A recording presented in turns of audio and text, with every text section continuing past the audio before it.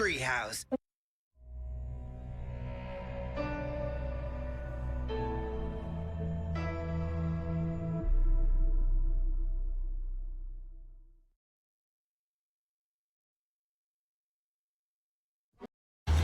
Ngayon sana uuwi ang nanay ni Mary papuntang Masbate, pero nangangamba sila na baka ma-stranded sa Pantalan dahil sa masungit na panahon. Inaasahan kasing maaapektuhan ng bagyong Tino ang Masbate, kaya maaaring maapektuhan ang Pantalan doon. Kaya imbis na ituloy ngayon, bumili na lang sila ng ticket sa PITX at babalik sa Miyerkules.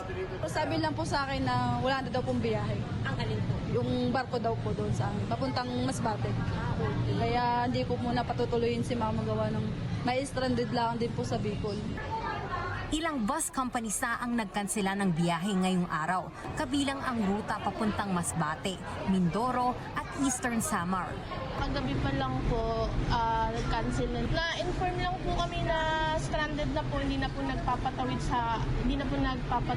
yung sa Matlog. Kasi dahil nga po sa bagyo. Pero dahil may mga bus na hindi pa rin nagkansela ng biyaheng tawid dagat, may ilang pasaherong tutuloy pa rin. Nakabook na ako ngayon talaga ang uwi. So hindi na po yung Ay wala na, hindi na. Bahala na lang. Lalakarin ko yung birth certificate ko. Okay lang yan, minsan naman 2 araw lang or isa.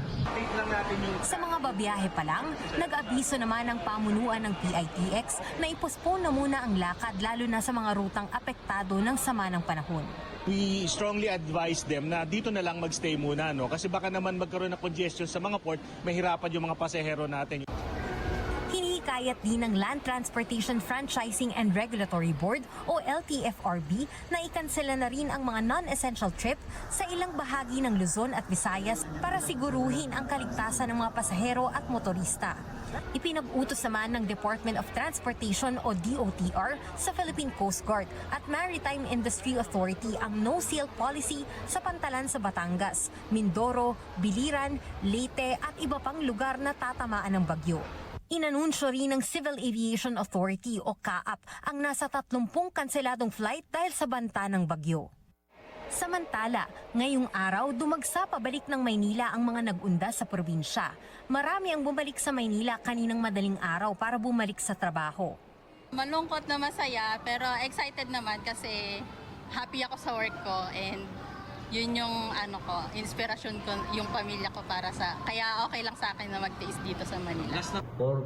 Iniulat naman ng Philippine National Police o PNP na naging payapa naman ang undas sa buong bansa ngayong taon at walang naitalang malalaking insidente. Easily, ABS-CBN News.